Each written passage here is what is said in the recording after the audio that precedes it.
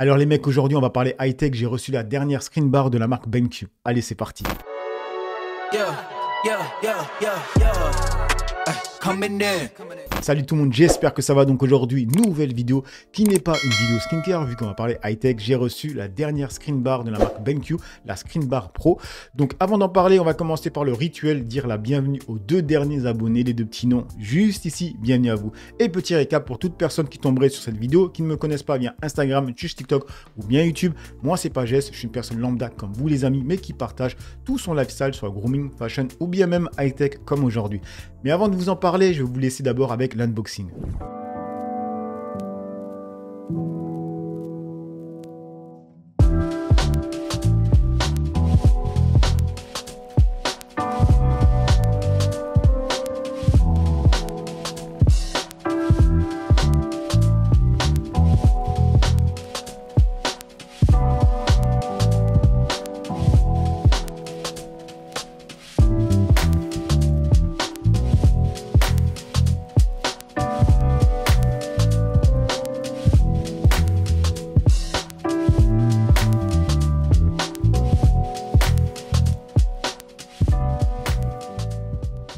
Maintenant que vous avez vu l'unboxing, on va aller sur le site. C'est pour ça que je me suis mis devant mon setup pour pouvoir vous en parler plus facilement.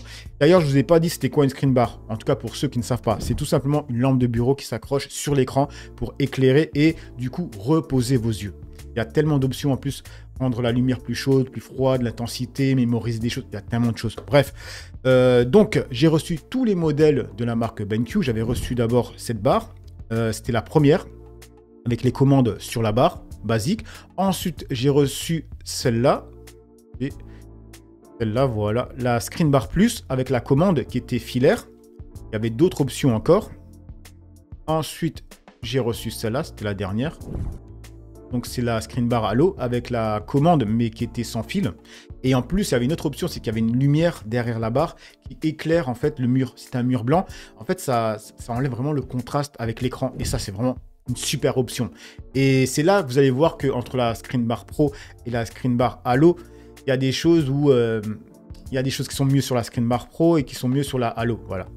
C'est à vous de voir, honnêtement. Moi, je trouve que la Halo était vraiment aboutie. Il manquait juste une chose. Vous allez voir. Bref.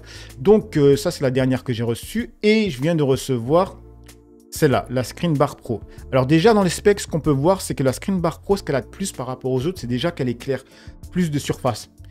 Par contre, ben, la tige, elle fait la même longueur que la Screen Bar Halo. Je les ai mesurés, je les ai mis côte à côte. Ils font la même taille. Mais la Screen Bar Pro éclaire plus. Peut-être qu'il y a une inclinaison à l'intérieur, je ne sais pas, qui fait ça. En tout cas, il vous l'explique là. Les sorties, c'est des USB-C, alors que les autres, c'est USB. Donc, c'est toujours bon à prendre. Ensuite, on va aller dessus. Je vais vous montrer ce qu'il en est. Alors voilà, les commandes sont à nouveau sur la barre, c'est plus une télécommande et c'est aussi pour ça que j'étais intéressé de la prendre, c'est que moi je veux que mon bureau soit vraiment épuré au maximum, tu vois, donc appréciable tout simplement. Alors qu'est-ce qu'elle a de plus que la Screen Bar Halo? Premièrement, les commandes sont en haut, deuxièmement, elle éclaire plus, troisièmement, il y a une option et en fait ça va capter quand tu es là et quand tu pars. Quand tu es là, ça va s'allumer automatiquement. Tu n'auras plus besoin d'appuyer pour l'allumer. Et quand tu pars, au bout d'un moment, elle va s'éteindre. Après, il y a des ratés, il y a des trucs. Voilà, c'est comme les touches tactiles. Ils marchent parfaitement. On va dire que pour moi, honnêtement, ils marchent 9 fois sur 10. C'est commencé. Après, honnêtement, quand tu as fait tes réglages, tu n'y touches même plus. Parce que voilà, tu peux, comme je te disais, tu peux augmenter donc la luminosité, tu peux augmenter la chaleur, mettre plus froid ou plus chaud. Tu peux mémoriser tes paramètres. Et il y a aussi un bouton, quand tu appuies dessus, en fait, ça va capter la lumière ambiante et ça va régler la screen bar par rapport à cette lumière ambiante, pardon, tu vois. Et après, il y a le bouton tout simplement pour l'éteindre. Voilà toutes les fonctionnalités qu'il y a sur ce truc. La Halo, il y avait quoi? Il y avait le capteur pour voir la lumière ambiante. Il y avait la lumière derrière, tu vois. Et il n'y avait pas le capteur pour toi quand tu viens ou quand tu pars. Et c'est ça le truc. En fait, je me dis que franchement, ils auraient fait une Screen Bar Halo sans la télécommande, avec toutes les commandes en haut, il n'y a plus rien à faire. Et j'en suis sûr qu'ils vont la sortir. Tu vois, en fait, cette barre, elle est mieux que la Screen Bar Halo, mais il manque juste la lumière arrière.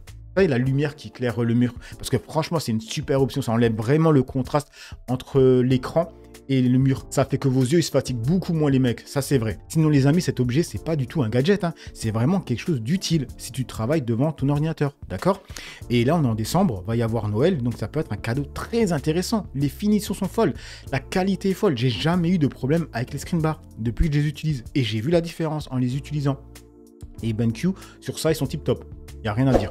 Donc je pense que j'ai tout dit les mecs, hein. Franchement j'ai rien à rajouter, dites-moi ce que vous en pensez, je vous laisse là et je vous dis à plus, allez, ciao tout le monde.